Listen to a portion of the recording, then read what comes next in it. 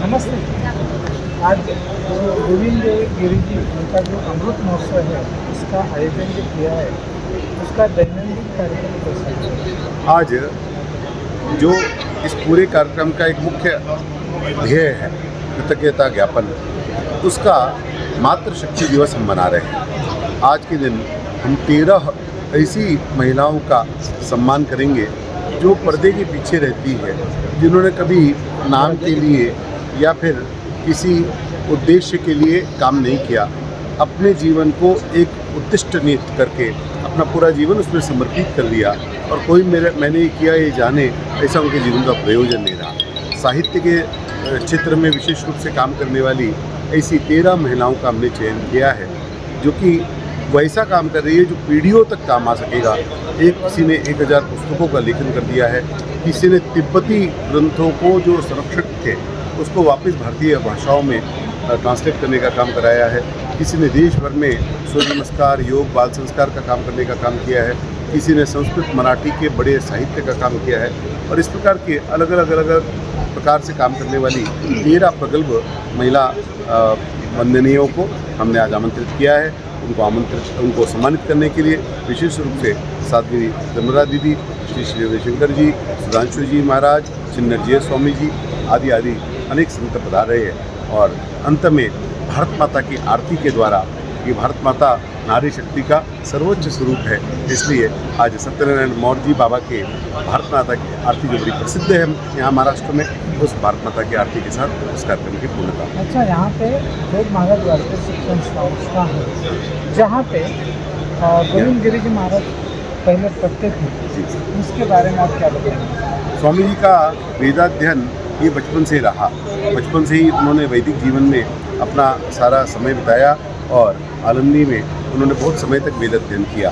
बाद में वो काशी गए, काशी से आचार्य हो गए और 16 वर्ष की आयु में उन्होंने भागवत कथा कहना आरंभ कर दिया। आज वो 75 वर्ष के हो गए, लेकिन गीता पर, महाभारत पर, देवी भागवत पर, योग वासिष्ठ पर, अनेक ग्रंथों पर जिस प्रकार स्वामी जी का पकड़ है और उनका कमांड है, वैसा अन्यत्र दूसरे संत में मिलना दुर्लभ। इसका मतलब ये है स्वामी जी का आलंदी पे सबसे ज़्यादा, आलंदी तो स्वामी जी के लिए सबसे अधिक हृदयस्थ स्थान है। कारण ये है कि स्वामी जी अपने को जो कुछ मानते हैं वो ज्ञानेश्वर भगवान की कृपा से ही मानते हैं। यहाँ तक कि स्वामी जी गुरु दीक्षा में कोई मंत्र अपना नहीं देते, अपनी पूजा भी नहीं कराते।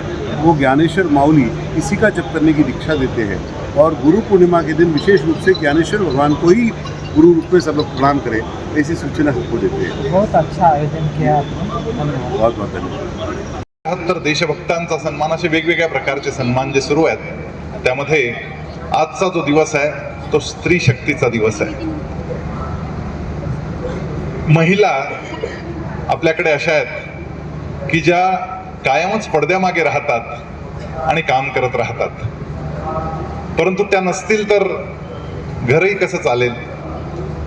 गीता परिवार ही संस्था तर अशी संस्था आहे की ज्यामध्ये 95% महिलाच काम करतायत। आणि काय काम केलं या महिलांनी, तुम्हाला चमत्कार सांगतो, या सगळ्या महिला पडद्याच्या मागे आहेत। आताही तुम्ही जर व्यासपीठाकडे गेला तर बंगालहून आलेल्या 75 महिला तिथे बसलेल्या आहेत। केवळ बंगाल नव्हे तर पूर्वोत्तर राज्यांमधून। यांनी काम असं केलं की करोनाचे 3 वर्ष जे सुरू होते, करोना सुरू झाला तेव्हापासून आमचे आशुभैया गोयल हे आंतरराष्ट्रीय सगळं कार्य पाहतात, त्याचे ते कार्याध्यक्ष आहेत। त्यांच्या मार्गदर्शनाखाली स्वामीजींच्या आशीर्वादानं, प्रेरणेनं एक काम सुरू केलं की घर बसल्या भगवद्गीता शिका। भगवद्गीता कशासाठी शिकायची तर अर्जुनाला जसा स्ट्रेस आला होता, टेन्शन आलं होतं, तो मोहग्रस्त झाला होता, तसं अनेक वेळा आपलंही व्हायला होतं की आपणही निराशेनं ग्रस्त होतो, भयानं ग्रस्त होतो। तर भगवद्गीता या सगळ्यांना त्या स्थितीतून बाहेर काढते आणि म्हणून विशेषतः करोनाच्या वेळी आम्ही हे ऑनलाईन सुरू केलं। तसं स्वामीजींच्या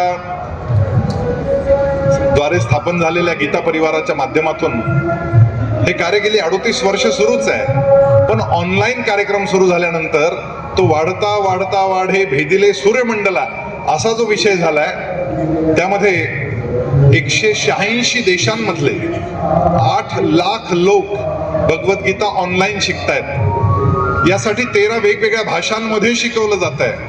कारण तामिळ लोकांना तामिळ बोलता येतं, तामिळ वाचता येतं, परंतु देवनागरी मधली संस्कृत भगवद्गीता काही वाचता येत नाही. त्यांना तामिळ स्क्रिप्ट मध्ये संस्कृत भगवद्गीता अत्यंत शुद्ध स्वरूपात ट्रान्सक्रिप्ट करून त्यांना दिली गेली. अशा 13 भाषांमध्ये काम झालं. पहाटे 5 वाजता पहिली बॅच चालू होते. रात्री 2 वाजता अमेरिकेतल्या लोकांसाठी शेवटची बॅच होते. या दरम्यान 2200 झूम क्लासेस रोज होतात. रोज 2200 झूम क्लासेस. आणि त्या माध्यमातून भगवद्गीतेच्या प्रचाराचा प्रसाराचं काम सुरू झालं. त्याची पुस्तकही तयार झाली. हे सगळं निशुल्क आहे. आणि यामध्ये काम करणाऱ्या 8000 जे कार्यकर्ते आहेत त्यात बहुतांश महिला कार्यकर्ते आहेत. एकदा महिलांनी एखादं कार्य हातात घेतलं की ते कसं तडीस जातं त्याचा तो अतिशय सुंदर असा नमुना आहे.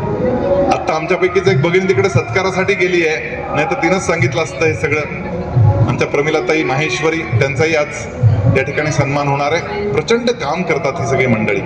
आणि केवळ गीता परिवार किंवा महर्षी वेदव्यास प्रतिष्ठान किंवा श्रीकृष्ण सेवा निधी आणि संत ज्ञानेश्वर गुरुकुल या स्वामीजींच्या संस्थांमधलेच नव्हे तर वेगवेगळ्या ठिकाणी वेगवेगळ्या संस्थांच्या माध्यमातून काम करणाऱ्या अनेक लोकांचा सन्मान या निमित्तानं या ठिकाणी होतोय. त्यात आज मुख्यत्वे महिलांचा सन्मान आहे. हा जो सगळा कार्यक्रम, लोक वेद म्हणजे कर्मकांड, वेद म्हणजे यज्ञ, वेद म्हणजे एवढ्या पुरतं मर्यादित राहिलो. पण वेद हे ज्यावेळी पॅरलली सगळेच संत बोलतात युनिव्हर्सल कॉन्स्टिट्यूशन, तर ते कसं, तर त्याचा अर्थ समजणं आवश्यक आहे. आणि तिसरा जो होता तो सिद्धांत, आम्ही वैदिक पद्धतीने जीवन जगायचं कसं, हा 3 उद्देशावर त्यांचं कार्य होतं.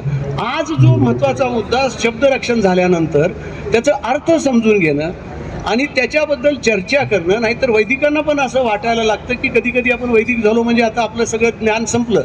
पण त्यांना सुद्धा वैदिकांना कळलं पाहिजे. आणि जो समाज इथं ह्या अमृत महोत्सवानिमित्त खूप मोठ्या प्रमाणावर येणार आहे त्यांना अख्खं समग्र वैदिक लिटरेचर काय आहे हे त्यांच्यासमोर न्यावं. म्हणून आपण ह्या देशातले टॉपमोस्ट वैदिक विद्वान जे आहेत, ज्यांना म्हणजे असं कर्मकांड नाही, वैदिक स्टडी केला आहे लिटरेचरचं, अशा 20 वैदिक विद्वानांना आपण बोलवलं. त्यातल्या दररोज 5 वैदिक विद्वान आपलं जिथं यज्ञ चालू आहे तिथं एक मोठा हॉल आहे, तिथं त्यांचा संवाद घडवून आणतोय. त्याला उपस्थित 2000 वैदिक आपले आहेत. आणि वेदांत हा अतिशय महत्त्वाचा विषय वारकऱ्यांच्या दृष्टीने आहे. वेदांताच्या कीर्तनकारांना वेदांतची माहिती असल्याशिवाय कीर्तन पण पूर्ण करता येत नाही. म्हणून आपण कीर्तनकार वारकरी शिक्षण संस्थेतल्या सगळ्या वारकऱ्यांना पण बोलवतोय. असा दुहेरी संगम वारकरी आणि वैदिक अशांना वैदिक लिटरेचरची पूर्ण माहिती समजून सांगणं हा अतिशय महत्त्वाचा उपक्रम हा पहिल्यांदा अशा 20 वैदिक विद्वानांकडून आपण घेतोय. आणि त्यातनं खूप काही साध्य होईल. कमीत कमी मला नक्की विश्वास आहे की वैदिकांना सुद्धा मला पुढं काय केलं पाहिलं. वेद संहिता पाठ झाली, पण पुढं काय, मग आपले खूप आहेत वेदांग आहेत, उपांग आहेत, ब्राह्मण्य आहे, प्रतिशाक्य आहे, उपवेद आहेत. ह्याच्यातले एकेकाचे 6 विभाग आहेत. त्या सगळ्या 6 विभागांवरती चर्चा ह्या 4 दिवसात होतीये. कालचा पहिला दिवस, आज दुसरा दिवस आहे. आज आता तिरुपती युनिव्हर्सिटीचे व्हाईस चान्सलर वगैरे बरेच विद्वान आता ऑलरेडी आहेत इथं आपल्या इथं. तर ह्या एक उपक्रम ह्या अमृत महोत्सवानिमित्ताने स्वामीजींचा जो दुसरा टप्पा जो होता वेदांचं कार्य करत असताना आम्ही काय अचीव करायचं, तो निश्चितपणे आम्ही त्याला दिशा देऊ. आणि पुढच्या 3 वर्षात सगळ्यांना ह्या वेदांमधलं रहस्य आधी वैदिकांना समजणं आणि मग ते समाजापर्यंत परत नेणं, हे आम्ही कार्य सक्सेसफुल करू. जिथपर्यंत यज्ञाचं आत्ता जे सांगितलं गेलं, यज्ञ ह्या संस्कृतीबद्दल स्वरांची ताकद आहे. म्हणजे आपण वेद मंत्र ऐकताना सुद्धा प्रश्न असा आहे की आम्हाला कळत नाही आणि मग आम्ही काय ऐकावं, आम्ही कशासाठी ऐकावं, असं सर्वसामान्य लोक आपण बोलतो. पण त्या स्वरांचं महत्त्व आजचं जे सायंटिफिक युग म्हणायला लागलंय की होल वर्ल्ड इज व्हायब्रेटिंग आणि सगळं व्हायब्रेशन्स आहे. आणि त्या व्हायब्रेशन्सला धरून हेल्थशी संबंधित विषय. आपण फक्त श्रवण जरी केलं, आपण वेद मंत्र श्रवण जरी केले तर तुमच्या फिजिओलॉजीवरती किती परिणाम आहे हे आपल्याला सगळ्यांना बघता येऊ शकतं.